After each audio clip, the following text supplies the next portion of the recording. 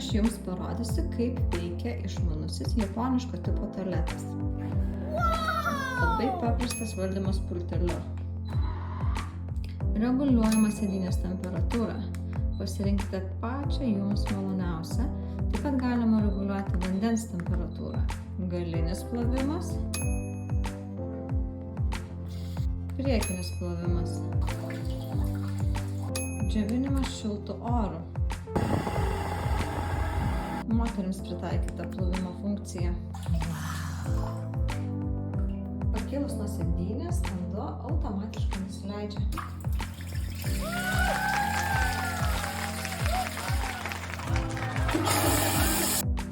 Naktinio apšvietimo lemputė. Šis mažas sensorius fiksuoja automatiškai priartėjimą ir pakelia visą dangtį. Dangtis ir sėdynė tyliai susidaro. Yra konfliktų dėl dangčio uždarimo, nes dangtis susidaro automatiškai net ir jo neuždarius pultelio.